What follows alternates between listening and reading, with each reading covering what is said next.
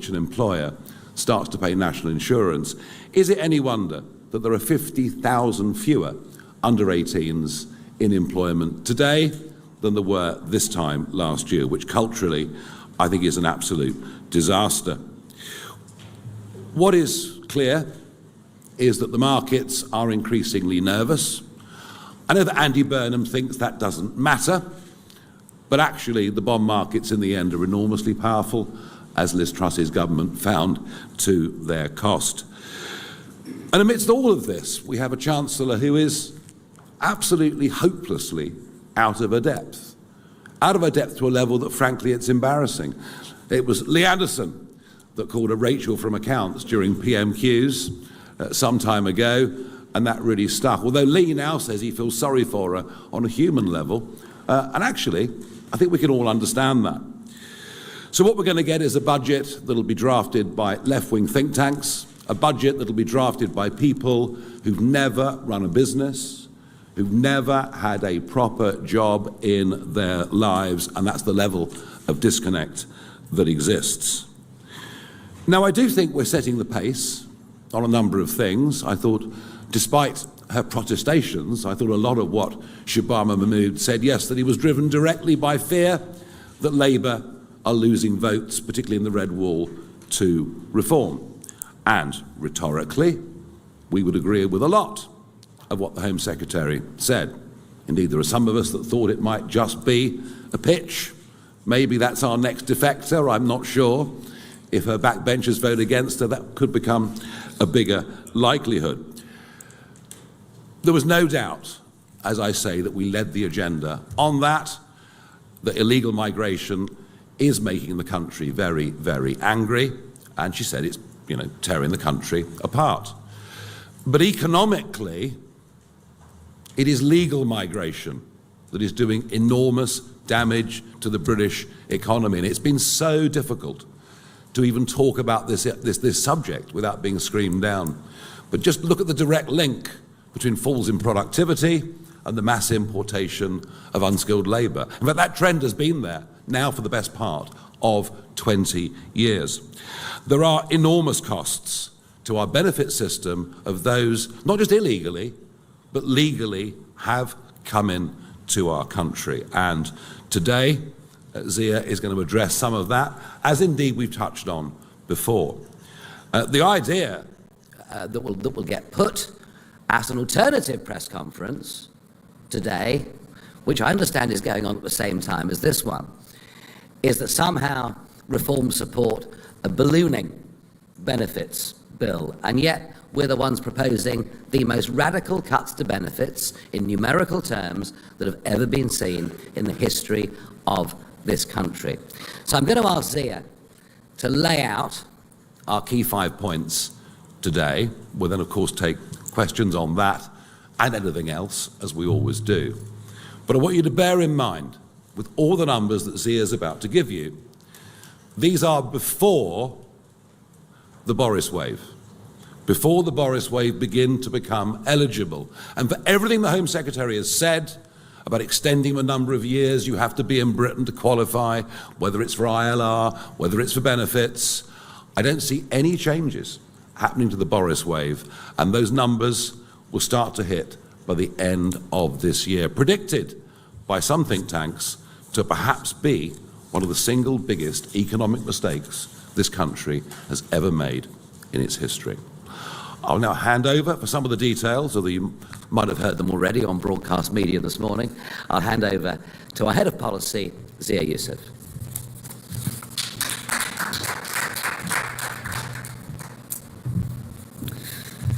Good morning, everyone. Thank you for coming and for watching, if you're watching this on a live stream. So, tough decisions need to be made is the refrain of the political class for years, decades now.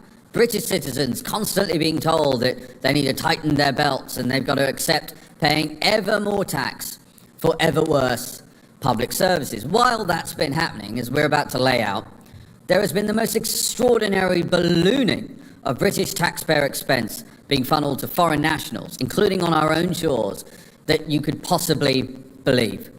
The British state exists to serve British citizens. That is quite a radical idea these days in Westminster, which is why Nigel gets heckled whenever he says such a thing inside the House of Commons. But that is what it is for. And so, yes, we agree. The country is in an enormous amount of debt, closing on £3 trillion, thanks to the Tories, almost tripled it on their watch. We basically have no economic growth to speak of whatsoever. Real wages have barely done anything for people in this country for the last 2 decades, and we've seen the tax burden on people in this country, tax as a percentage of GDP, at World War II highs. Again, as Nigel said, we can thank... Actually, I think we can all understand that. So what we're going to get is a budget that'll be drafted by left-wing think tanks, a budget that'll be drafted by people who've never run a business, who've never had a proper job in their lives, and that's the level of disconnect that exists.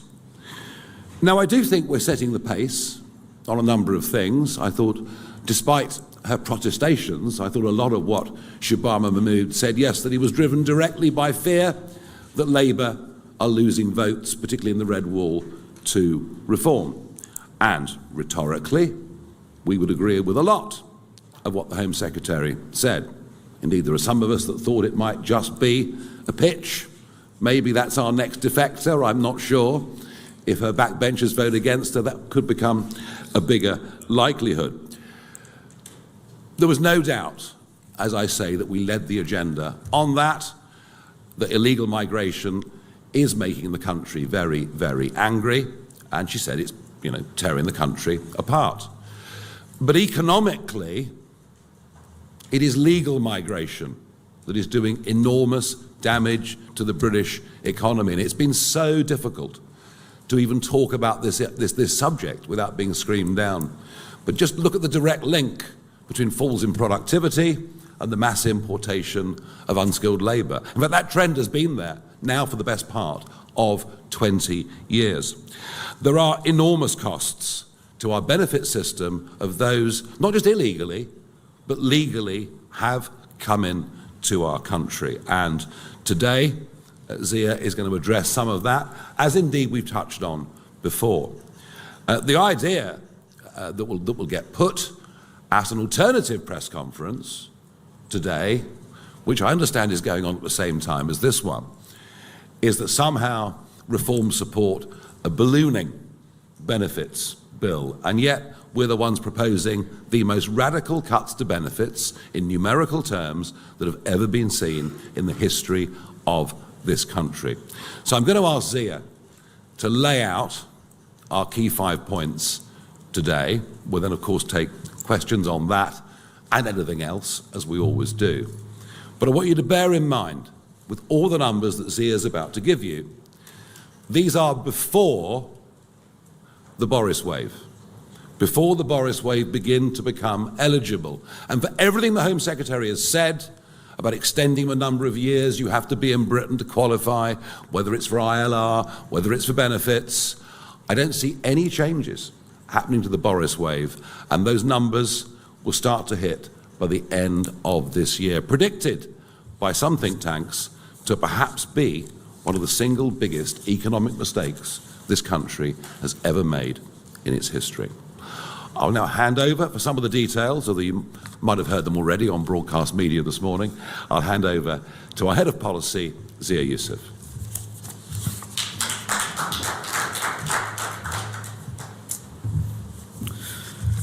Good morning, everyone. Thank you for coming and for watching, if you're watching this on a live stream. So, tough decisions need to be made is the refrain of the political class for years, decades now.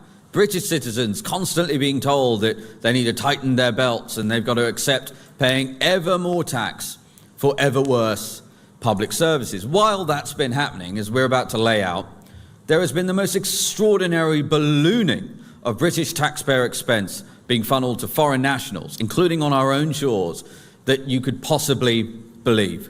The British state exists to serve British citizens. That is quite a radical idea these days in Westminster, which is why Nigel gets heckled whenever he says such a thing inside the House of Commons. But that is what it is for. And so, yes, we agree.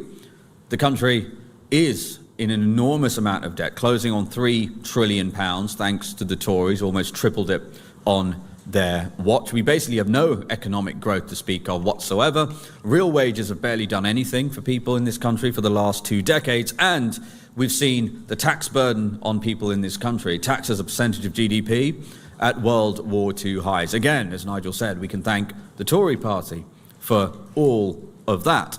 The question is, who is going to bear the brunt of these, quote, tough decisions? And here's our perspective.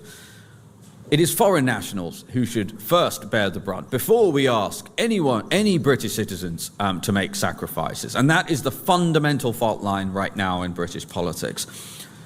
We are working incredibly hard to make Nigel Farage our next Prime Minister. And the reason for that is he will make every decision as Prime Minister, as will his Cabinet and his MPs, through the lens of what is in the interests of British people. So we have put together a suite of proposals that Rachel Reeves could enact immediately in the budget she's about to announce that would amount to saving and raising £25 billion, more than enough to plug the black hole that she has created through her mad policies and negate the need for tax rises. And in most of the proposals we're announcing, the vast majority of them, it is foreign nationals who are being asked to deal with the difficult decisions and not British citizens. So let's run through them. The first one is welfare. Now, we've already announced that our belief is UK welfare should be for UK citizens. I think that's an entirely reasonable position. And yet the fastest growing line item in any welfare bill you look at where we actually have data is indeed foreign nationals. And data is a key point.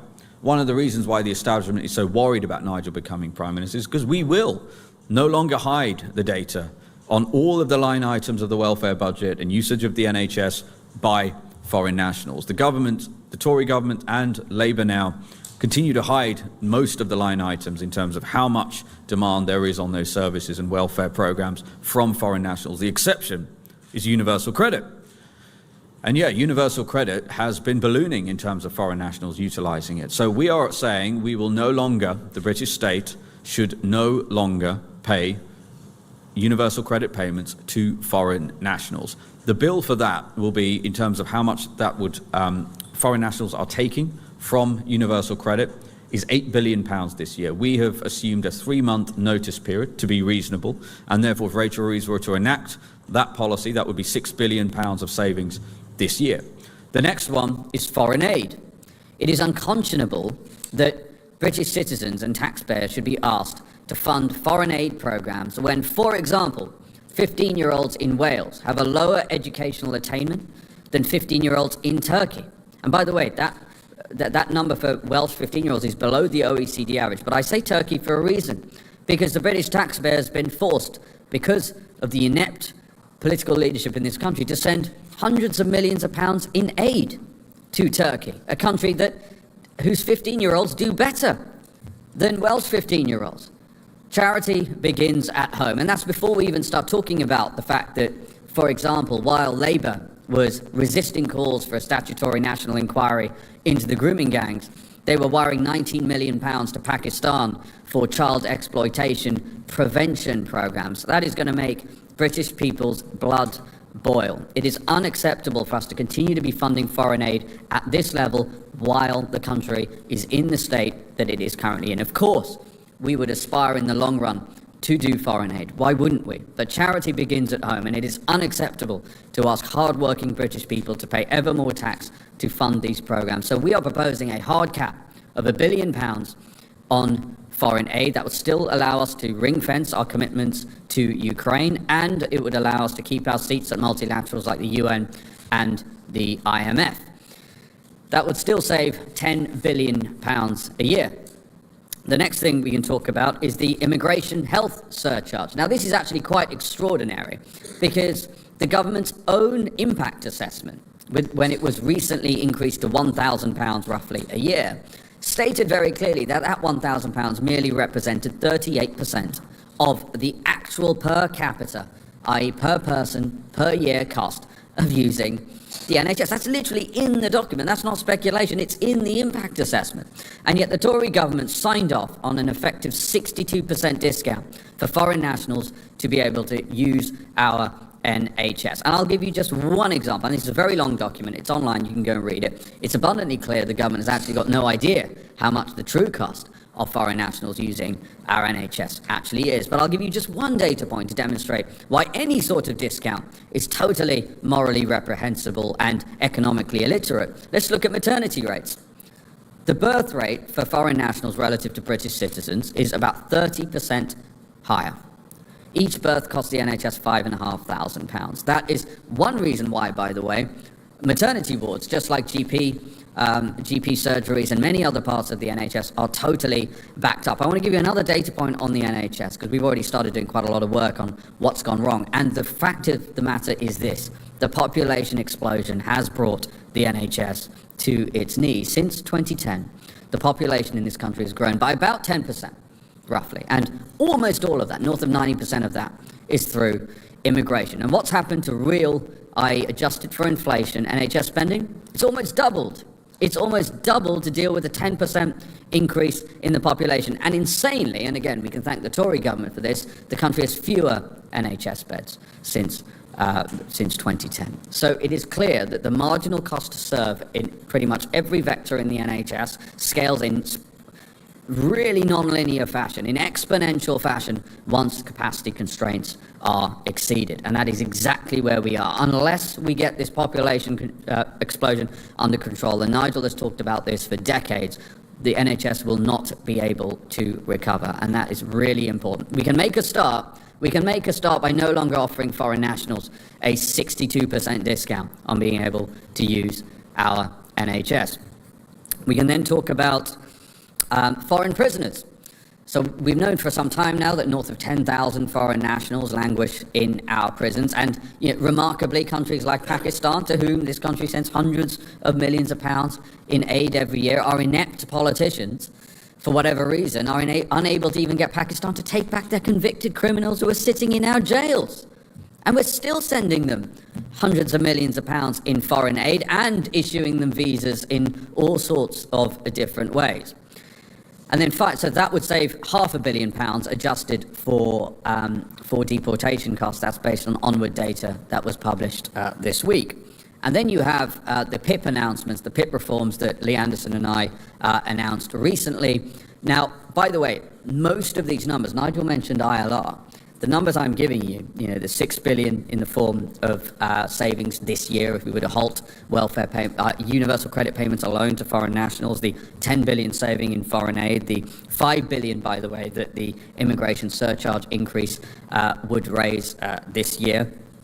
All of these numbers compound at dramatic rates over the coming years. Those numbers I've given you are just for this fiscal year, because we're talking about plugging the black hole and negating the need for tax rises. But to give you an idea on this, in that press conference we said by 2029 the PIP reforms that Lee and I proposed would save £9 billion per year in 2029, namely no longer paying for non-serious anxiety, but actually putting those people on back-to-work programs, which all of the academic research in Europe shows that is the best possible thing you could actually do for the recipients of that welfare too, many of whom are very young and being tossed on the scrap heap. But this year, that would still save £3.5 billion. So you top all of those numbers up, you get to above £25 billion. And these are savings that Rachel Reeves could choose to make in her budget that is coming up.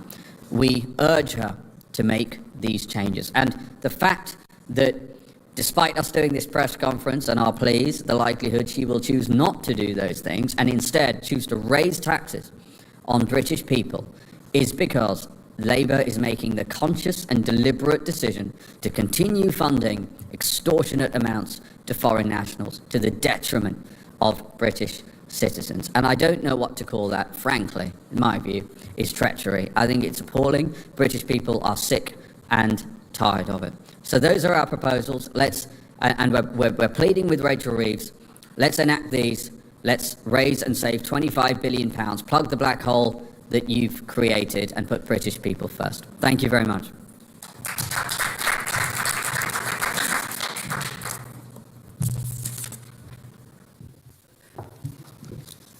Zia, thank you. And that is the central message of today's press conference, that putting up taxes in this budget is a choice. it's a choice the Chancellor is going to choose to make in whatever form, in the end, they manifest themselves. What we do know is that an increasing tax burden is demotivating, is sending more and more people abroad. And I really worry, particularly about the number of sort of 30-something entrepreneurs, people like him, who are leaving the country because they just really fear and worry about the direction that we're going in. And once again, I want to reiterate, we as a party are proposing massive cuts in spending, and particularly massive cuts in welfare spending. We're the first people really to have the courage in modern times to lay any of this out. Now, as ever, we will take our questions, beginning with our favourite broadcaster, the BBC, and Alex Forsyth. Thank you very much. You are talking again today about some pretty big numbers, 25 billion. Can I just press you on the workability of some of what you've announced? You said you would stop foreign nationals claiming universal credit, including those with EU settled status. That's protected by the withdrawal agreement. What gives you any sense that the EU would renegotiate that agreement? And if you say you'd act unilaterally, have you done any analysis of the potential costs when it comes to possible retaliation by the EU, including on trade? Well, firstly, on the point, on numbers, the last accurate figures we have are 2015, at which point there were 4 times the number of EU nationals in the UK getting benefits as there were UK citizens in Europe receiving any kind of benefits. But the numbers since then have exploded. Yep, and so since then, the number of EU nationals in the UK claiming welfare has increased sevenfold. So the facts on the ground have changed. And therefore, look, we have a choice here. Either you have a government, which we've had now for years, that throws their hands up in the air and say numbers like, for example, foreign nationals claiming universal credit, that was 950,000 about 3.5 years ago. 3.5 years ago. That number is now 1.3 million. That's 350,000 more foreign nationals claiming universal credit in this country. That's happened in 3.5 years. So you tell me this, are we supposed to just stand by and allow that get to 2 million, 2.5 million, 3 million? Or are we actually going to say, sorry, we actually need to renegotiate this because this is patently unfair? Well, I think the whole relationship with the European Union needs renegotiating. It appears that the Starmer approach is surrender, surrender, surrender, starting with our fisheries, starting to make contributions again. I mean, the whole thing is mad. It is most certainly not what people voted for. And they were very, very clear. Labour in the general election were very, very clear there'd be no backturns at all on our relationship with the EU, and there've been several already. But look, the relationship clearly on this, and given the explosion of numbers, the relationship is hopelessly out of kilter. We'd like to negotiate something with the EU to show we're good neighbours on a reciprocal and fair basis. Jack Carson, next up from GB News. What impact do you expect the increase in the NHS surcharge to have on waiting times? And is that money is that ever going to be reinvested into public services, or is that only ever going to be a saving for the public purse? And just on the Home Secretary's announcements yesterday, do you think that they will stop the boats? Look, I thought that what the Home Secretary said yesterday in rhetorical terms was extremely encouraging. Extremely encouraging. It's just that in realistic terms, I'm not quite sure that it will survive her own backbenches and a vote in Parliament, and I can't see that any of it actually works. I mean, you can tell the judges, please interpret the ECHR and the Human Rights Act differently, but in practice you can't actually make them do that, given the current group that we've got. So frankly, I don't actually think that most of what she said will make any difference at all.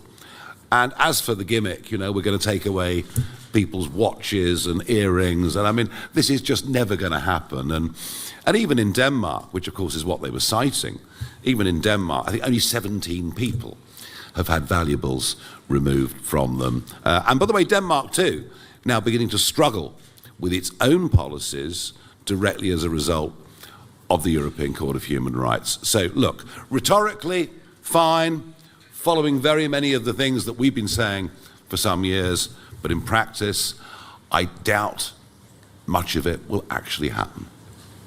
Yeah, and on your question regarding the NHS, look, we've made this press conference, and our proposals are to plug the current fiscal black hole that Rachel Reeves has created so that it is not necessary for her to raise taxes on British people. With regards specifically to the NHS surcharge, you actually read that impact assessment. The changes we're proposing would not have that meaningful delta on demand. Even if it did, frankly, there's far too much immigration in this country. Yeah, thank you. Jasmine Cameron Chalesh, ITV News. Thank you. Jasmine Cameron Chaleshi, ITV News. You say these cuts will raise around £25 billion. Is it your expectation that if they go ahead, a reform government wouldn't have to increase taxes such as national insurance or income tax? And just secondly, if I may, the Home Secretary has urged you, Mr Farage, to quote, sod off after you suggested she was auditioning to join Reform. What's your response? And just to confirm, would Reform MPs vote with the government on their asylum changes if needed? Yeah, I did notice actually Robert Peston arriving in the room just as we started. Well, she seems to quite like using bad language, doesn't she, the Home Secretary? There's been quite a bit of it over the course of the last 48 hours or so. I mean, look, for her to say she's not in the least bit interested in what Reform has to say is clearly utter rot. They're obsessed with what Reform has to say. Just look at every Prime Minister's questions on a Wednesday and look at the Prime Minister or every other front bencher that gets up in any single debate. And if Reform didn't exist, would she have made those announcements yesterday? No, she would not have done. In terms of the vote, and then I'll pass to Zia, in terms of how would we vote, well, in terms of the rhetoric, we support it. But in terms of the reality, why would we vote for something if we're convinced that it can't actually work? I also wonder, when will this actually come before Parliament in the form of primary legislation?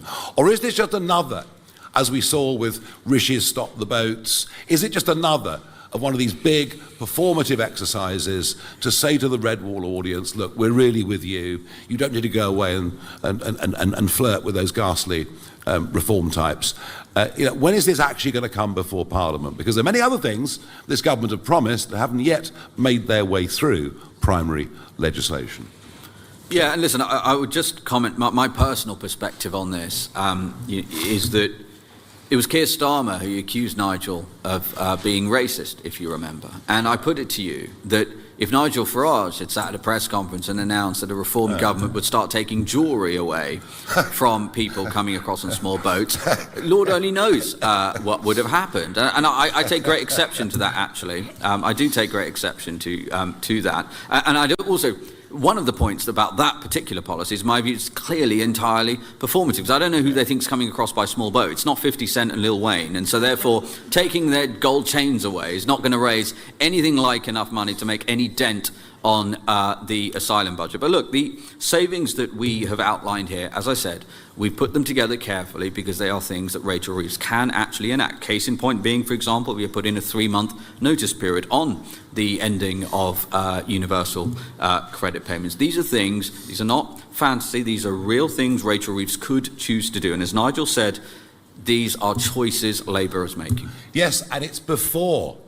It's before. Just look at the graph, look at the trend, look at those that will get benefit rights over the course of the next 3 years and understand that the numbers we've talked about today will be significantly bigger by the end of this Parliament, which won't be in 2029. I'm pretty confident about that. Moving on, Tamara Cohen, Sky News.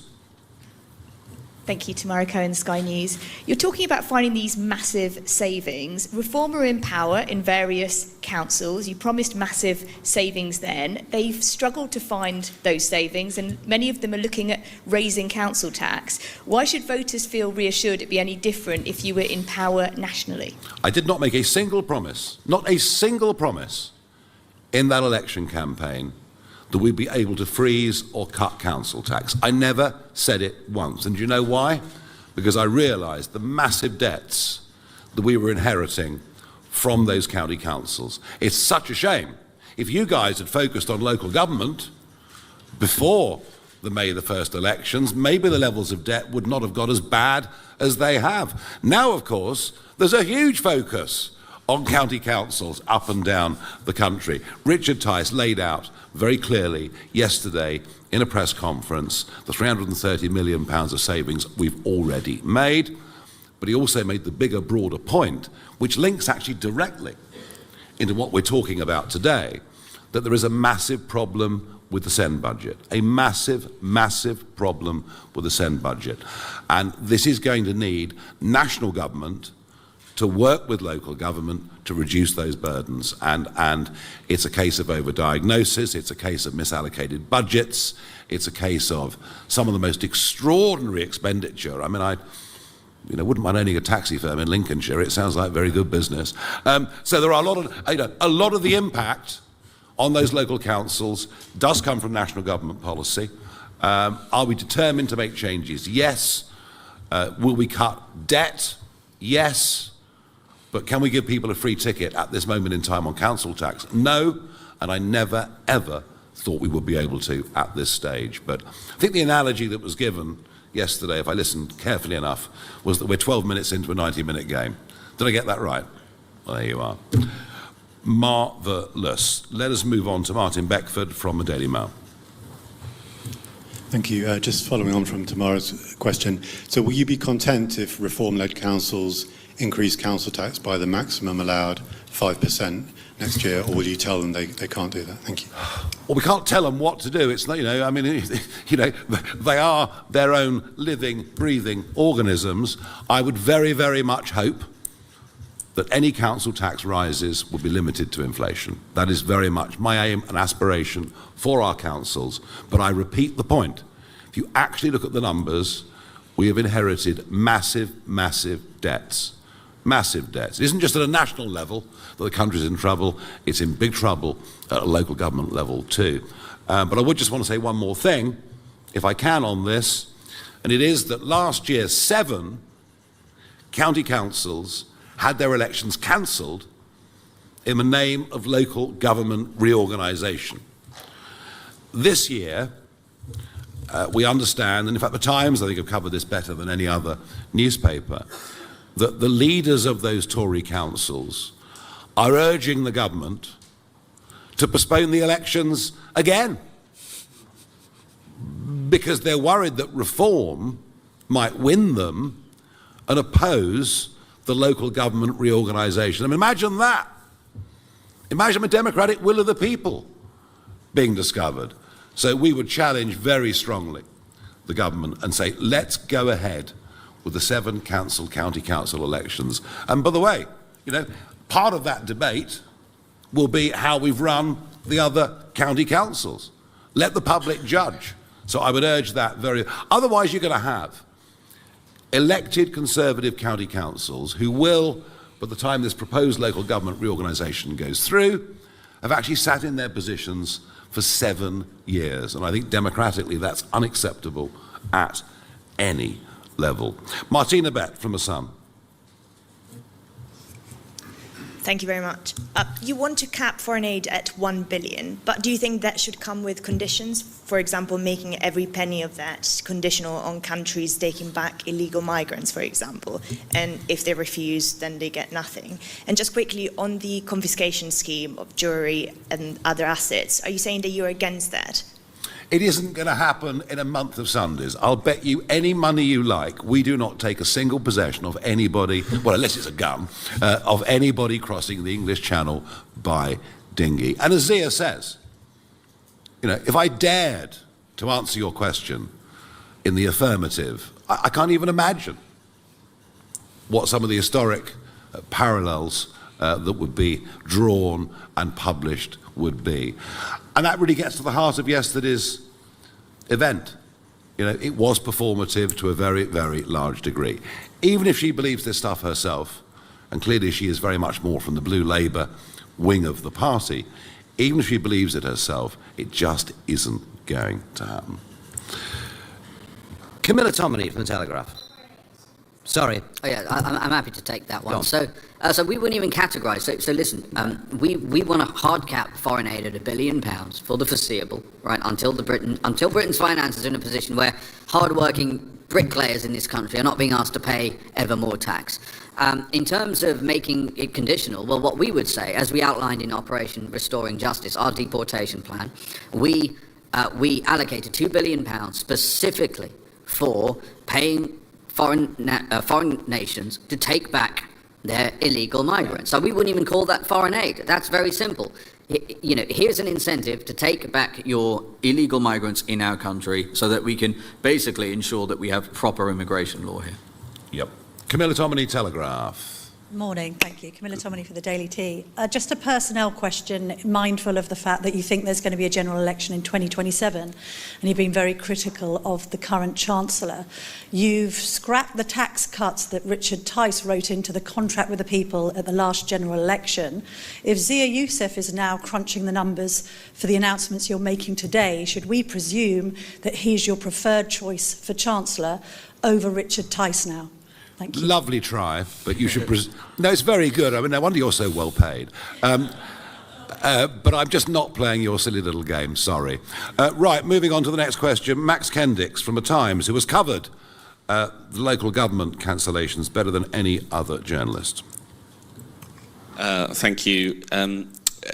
Couple of questions. One on, which was kind of asked before, but would be good to get addressed more fully. Is your aim to go into the next election making a promise not to raise any taxes whatsoever? Are there going to be solid commitments around that, or conversely, do you think there's an area that should be taxed more?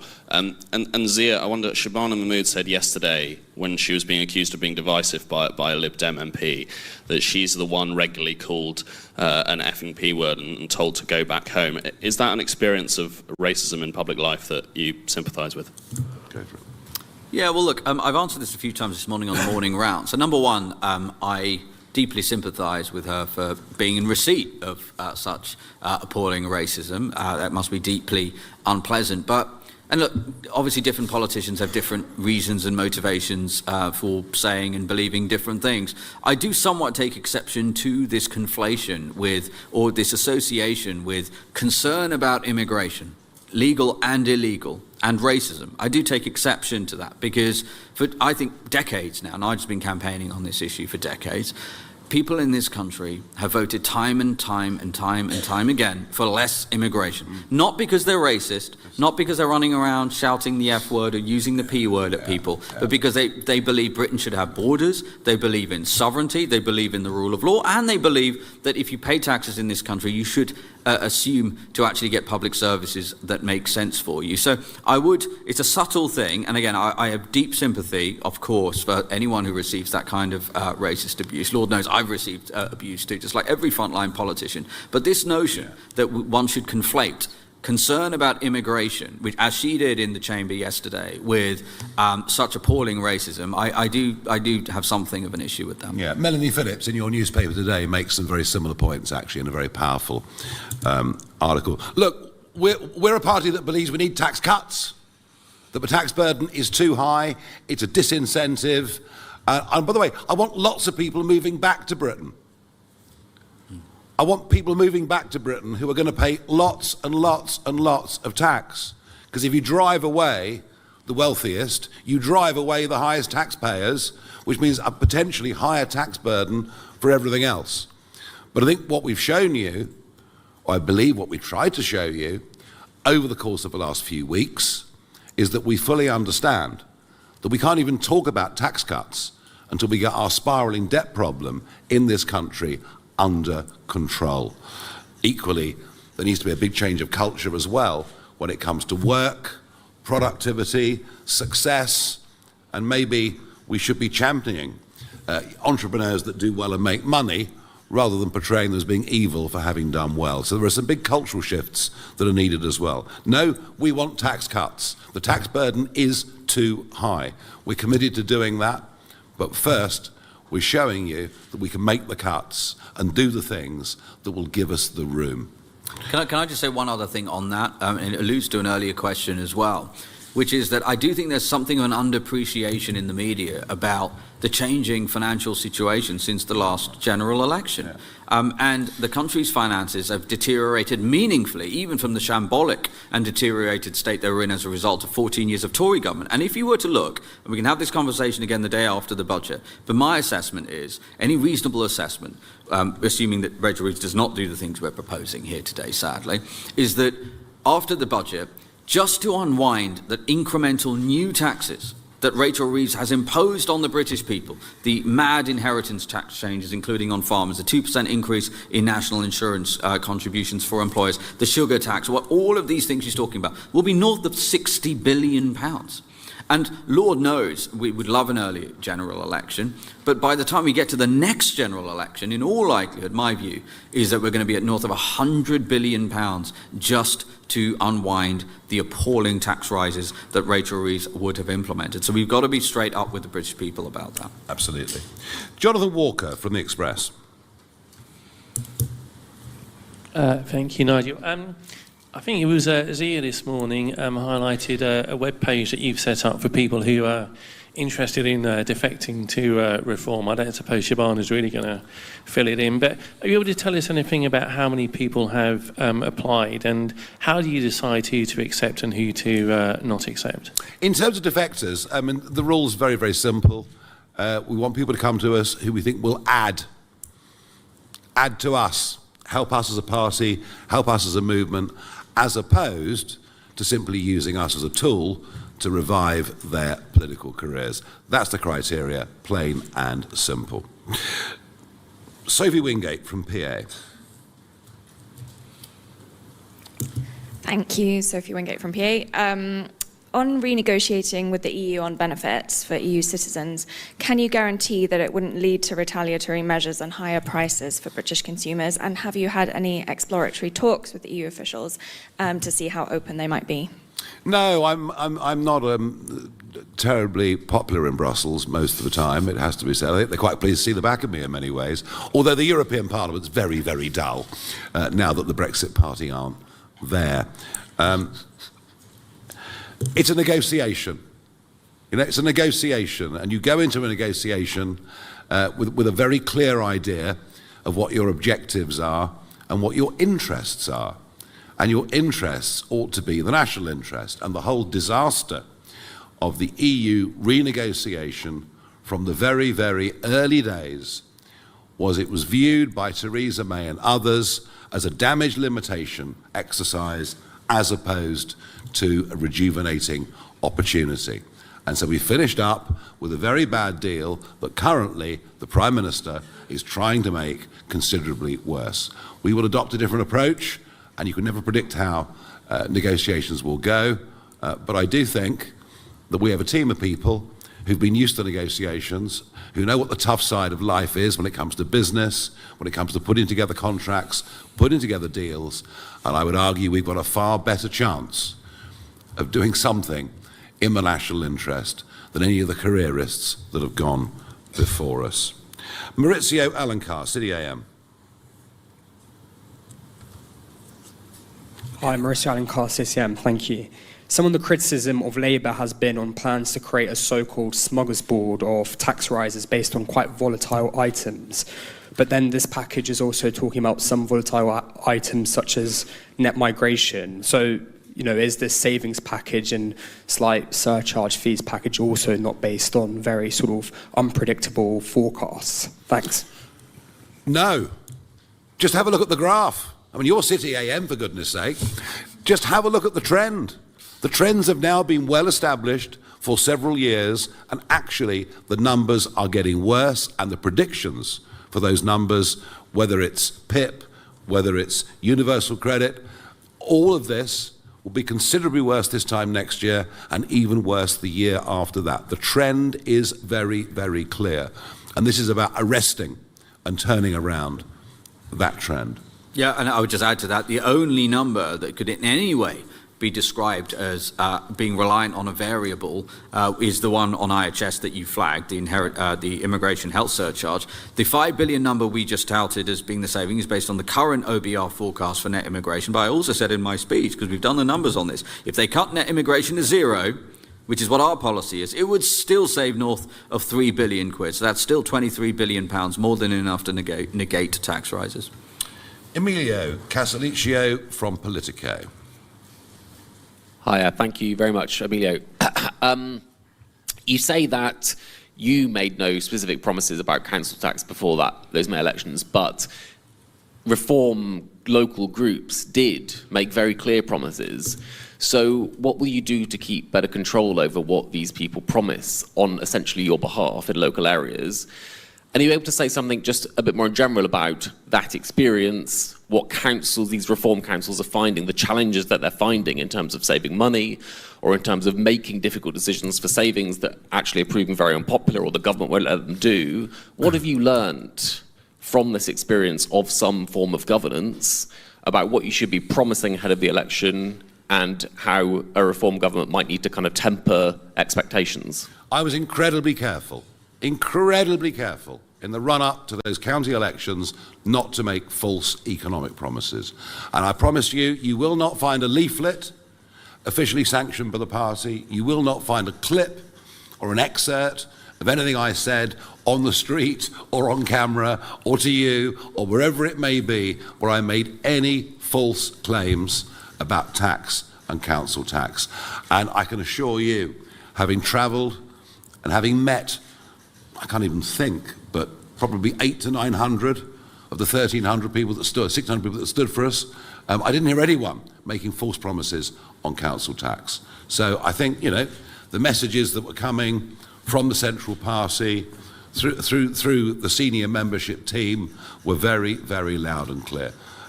Lessons, yeah, I mean, I think, you know, getting anything to change in this country is difficult. It's difficult because of inertia. It's difficult because of the status quo. It's difficult because there are plenty of people living in the marzipan layer, you know, on a public sector with the promise of great pensions, with maybe not the longest working hours in the world, many of them thinking since the pandemic that actually work from home was a suitable alternative. Yeah, getting things to change is hard. I think that's perhaps the biggest thing that I take from these first few months. And that is to a very large extent why, it's getting back to the Express question really, that's very much why Danny Kruger has come into the party to oversee a team, to think, how are we going to deal with those challenges with Whitehall and elsewhere? But yeah, that's my big takeout. Okay, we're rattling through. Will Hazel from the iPaper. Thank you. Do you support Shabana Mahmood's plan to deport the children of failed asylum seekers? Because I think earlier in the year, Reform rode back on plans to deport the children of illegal migrants in your mass deportation plan. Look, you know, my job is not to make your life easier. And so I'm going to say this. The absolute priority with deporting those who've come illegal are young, undocumented males of fighting age, many of whom will do great harm in this country to women, to girls, join crime gangs, and that is the absolute priority, and that remains my answer. Lucy White from Bloomberg. Thank you. I wanted to ask about steel. At the moment, the EU has proposed much higher tariffs on steel that we are trying to negotiate our way out of. If you were to torpedo relations with the EU by, for example, withdrawing from the ECHR or by treating their citizens here differently to the way we treat our own, how do you expect that to impact on these industries that are so reliant on our relations with the EU? Because the steel industry has said the tariffs at the current level that the EU is proposing would be incredibly damaging. No, and I understand that, but that's all part of a negotiation, isn't it? That's all part of a negotiation. And, you know, when you're negotiating against someone that sees weakness, they will keep hammering you. You know, that is the world that we live in. And we've shown weakness since 2016. Time after time after time. And frankly, Under Keir Starmer's leadership, it is craven weakness that we're seeing on fishing and everything else. So yes, these are issues, as are trade issues around the whole of the rest of the world. But this is about a complete reset of our relationship, and one that is much more in our national interest. And, you know, steel is a very difficult subject anyway. I honestly don't believe that if Richard Tice and I had not gone up to Scunthorpe on that day, I honestly don't believe this country would be producing any primary steel at all. And that moves on to a whole bigger debate on energy and the sheer catastrophe that net zero, that the attempt to become the Saudi Arabia of wind, and onto this government, is for not just our traditional manufacturing industries, but forget data centres, forget AI, forget crypto, forget the entire 21st century economy. If we continue with our current energy policy, we simply won't be competitive and won't be able to do it. And energy will be, you know, very much, I think, a centrepiece of what we fight the next general election on. George Eaton, New Statesman.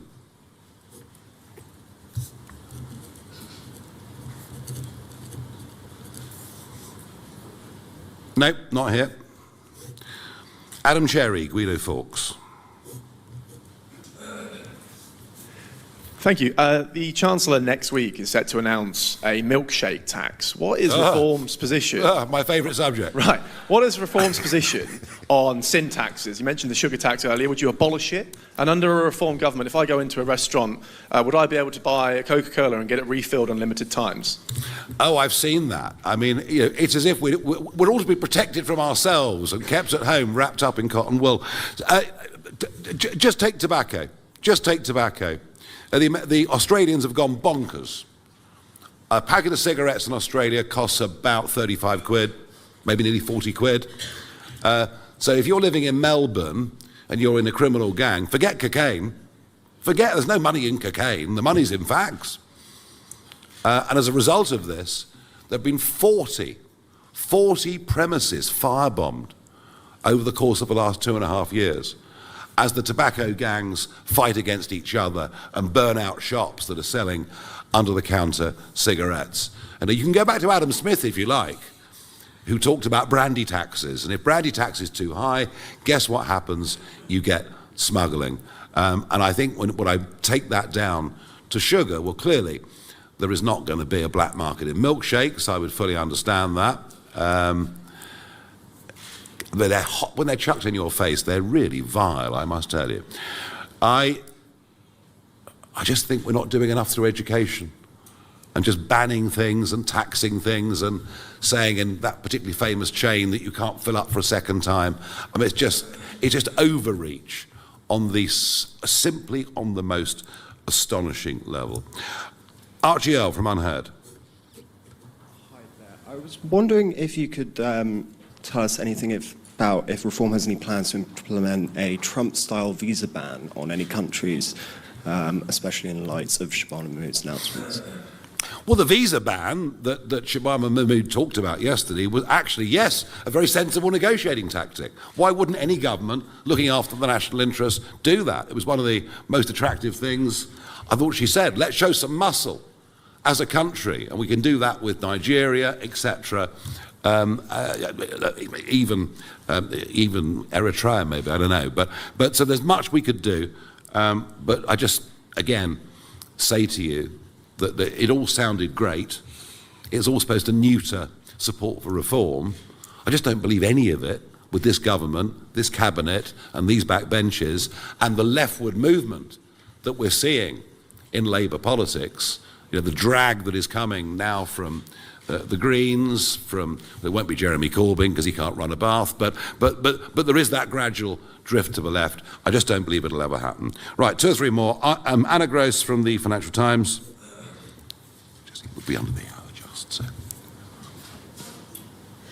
The immigration health surcharge, in all of the documentation that I've read, it's calculated on the average cost to the NHS of migrants who are eligible for the surcharge. So I'm confused about where you got this £2,700 figure from, which I can't find. Also, when the government has increased IHS before, the number of people whose fees are waived goes up because fewer people can afford it. So wouldn't that reduce the revenue from this policy? And also, what are you going to do about the people who say, look, I literally can't afford it, and then their fees get waived? If I was to go to Australia and work in Australia and I couldn't prove that I either had the cash in my account or the health insurance for up to 4 years, I wouldn't be let in. Zia? Yeah, no, it's spot on, right? So the first point to make is that there's a very substantial document, which is the government's own. It's a Home Office impact assessment. All the numbers are in there, and it literally states very explicitly that the per capita, per year cost of the NHS is north of £2,700. And they set, the last Tory government set the surcharge at 38% of that. And you can read the document. It's a very, very long document, but it's abundantly clear that the Home Office and the government actually has no idea what the actual cost is. And the reason why I laid out, for example, yeah, it's all in there and in the document that we'll publish. But the reality is, if you just looked at maternity rates, for example, contact with the NHS and per capita costs in the NHS, in reality, yes, you have an average, yes, you have a median, but it's massively driven by significant events, one of which, for example, is a birth. And the migrant, the foreign national birth rate is 30% higher than it is for British nationals. And each one of those births costs £5,500. There's absolutely no justification for keeping the number of that. Now, there are also, as you say, a number of exemptions inside the IHS. One of which would be for ILR. Now, obviously, our plan is to abolish ILR altogether, but if Rachel Reeves doesn't want to do that, she could just remove that exemption. Obviously, asylum seekers, all of these other sorts of people don't have to currently pay. Nor, by the way, I want to be crystal clear, NHS workers are currently exempt. We would retain that exemption. So we're saying even in a net zero immigration scenario, it would raise £3 billion. Based on current OBR forecasts for immigration this year, it would be £5 billion. David Burke from The Mirror. Hiya, thank you very much. In a hypothetical situation where a company were to go bust, it's a big local employer in an area, under your proposals, the British citizens on the workforce would have the safety net of support, but their colleagues, neighbours from the EU or from overseas in some way wouldn't. They'd also have their own living costs, their own families, etc. Do you think that's fair, and do you think the wider public think that's fair? I just think the model that we've been pursuing for basically quarter of a century of importing as much cheap foreign labour as we possibly can has been a benefit to some employers, especially big employers, but the net effect on the British economy, it's been catastrophic on productivity, and it has, as the years have gone by, just brought upon us a massive range of social costs through dependence, etc. We cannot continue with this current model. I understand that for some people there'll be short-term concerns. Of course there will be. But what we're saying is we have to turn this around. And frankly, to have so many millions of people of working age not working is the thing that is going to have to be addressed. Thank you. Peter Walker from The Guardian. I'm hidden here, so I'm going to stand up. If I can return to the very, very first question of this quite long press conference, which you didn't completely answer from the BBC, has the party modelled at all what the economic consequences of your actions on EU nationals, what would be the case if the EU hit back, for example, on trade, or are you convinced that they won't?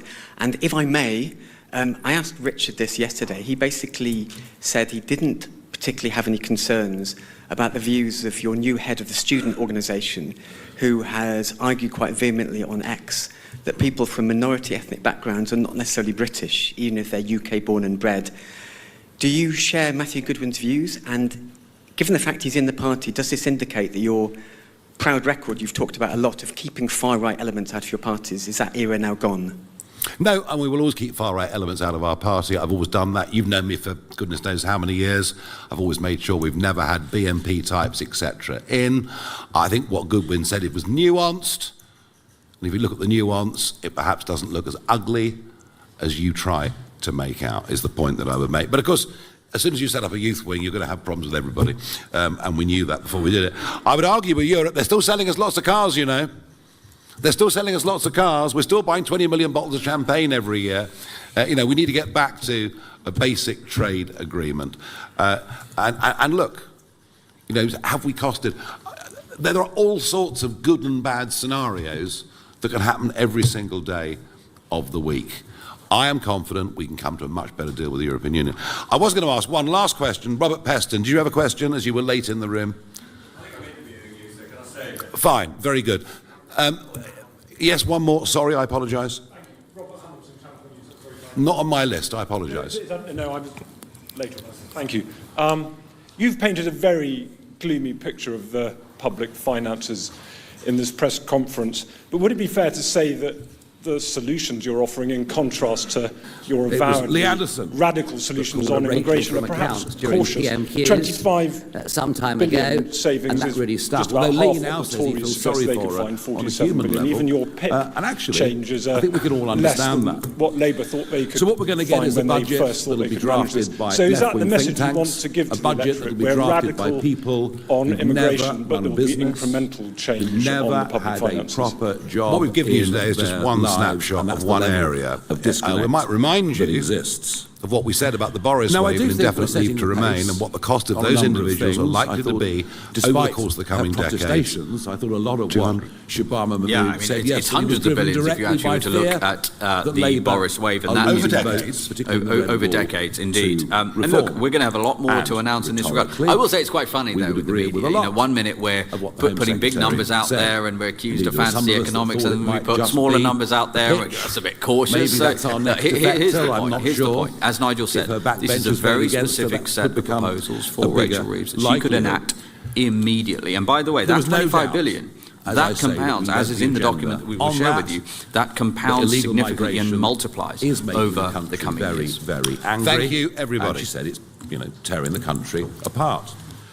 But economically, it is legal migration that is doing enormous damage to the British economy. And it's been so difficult to even talk about this subject without being screamed down.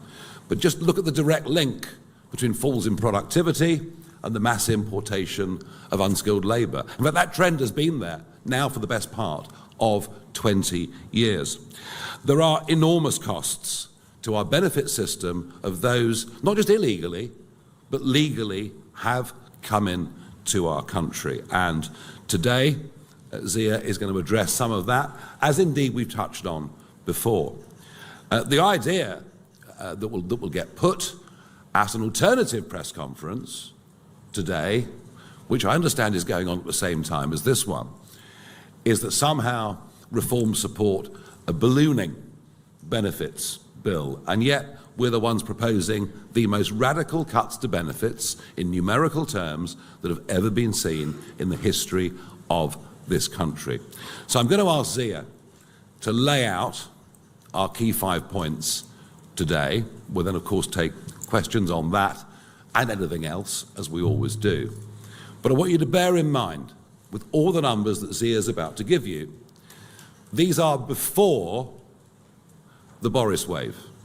Before the Boris wave begin to become eligible. And for everything the Home Secretary has said about extending a number of years, you have to be in Britain to qualify, good morning, everybody. whether it's for ILR, Another whether it's for depressing benefits. budget I don't hose see into any view, changes another happening to the Boris tax-raising wave. budget, another And those budget numbers that will doesn't start have to the hit courage, by the the end guts of this to cut year, public predicted spending, by some think and I tanks think the level to of perhaps be pessimism one of the single amongst biggest economic businesses, mistakes amongst this country savers, has amongst ever those made that have in its assets history. of any kind, I'll now has hand not over been for some lower of the details, in although you modern might have heard times. them already on I broadcast think for media some this years morning. we've actually been I'll living hand under an over illusion. to our head of policy. We've not been Zia prepared Youssef. to face up to just how much of an economic mess we're genuinely in.